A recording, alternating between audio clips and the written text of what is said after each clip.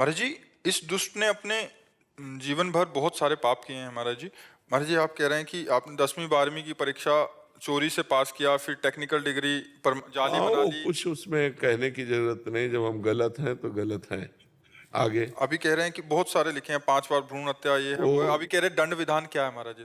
नाम जप करो, भगवान की शरण में हो जाओ। हम अगर दंड भोगना शुरू करें तो एक केस का यहाँ आजीवन कारावास होता है मृत्यु लोक में।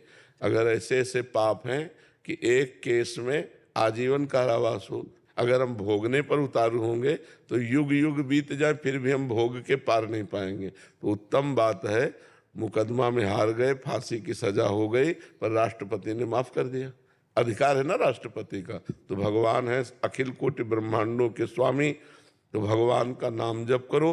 नाम संकीर्तनम यस्य सर्व पाप प्रणाशनम।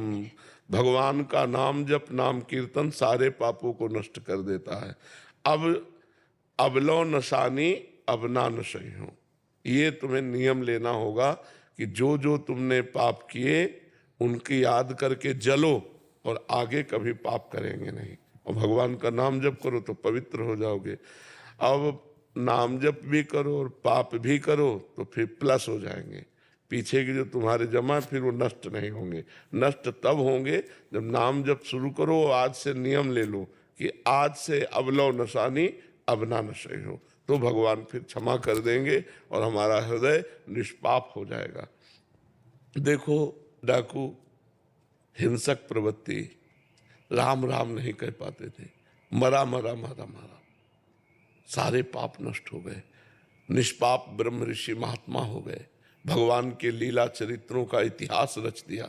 जो राम नहीं कह पाते थे वो संस्कृत में ग्रंथ रचना कर दी। तो भगवान का नाम अगर पवित्र ना करता होता तो इतने हिंसक प्रवृत्ति के कैसे महात्मा बन जाते। कई ऐसे वैश्यागामी हुए जो बड़ी उच्च कोटि के महात्मा बन गए। चोर हिंसक ऐसे महात्मा बन गए। तो अंतःकरण को पवित्र करने का एक ही उपाय है। पहला तो ब्रक मारो, अब लो नसानी अब ना, अब जो गलती हुई अब नहीं करूँगा, और नाम जप करो तो बढ़िया बात बन जाएगी। अगर नाम जप करते हुए पाप वर्तमान में होता रहा तो बात बनेगी नहीं। बहुत लंबा समय लगेगा। जब पाप छूटेगा तब फिर नाम अपना प्रभाव दिखाएगा।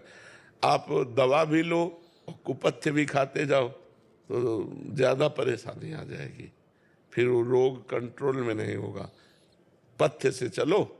सदगुरु वैद्य, उनके वचन पर विश्वास करो। सदगुरु वैद्य वचन विश्वासा, संयम यह न विषय कयासा। सदगुरु रूपी वैद्य के वचनों पर विश्वास कर लो और पथ्य ये कि कुमार्गगामी प्रवृत्तियों को रोक दो।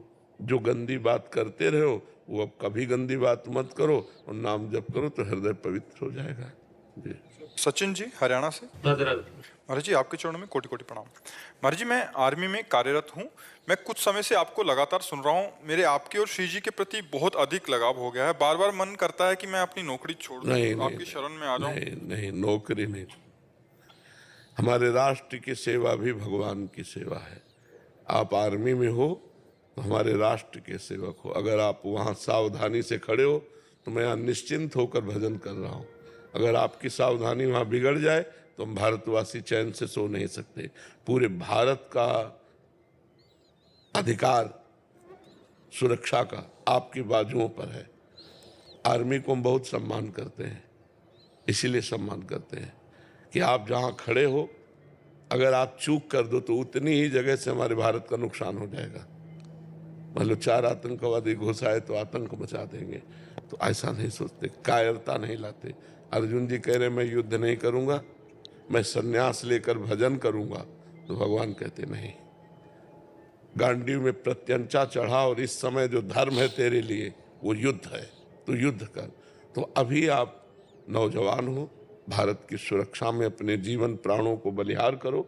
और अगर बच जाता है शरीर तो रिटायरमेंट हो करके खूब भजन करो। और अब भी भजन करो, राधा राधा नाम जप करो और अपने कर्तव्य में रहो।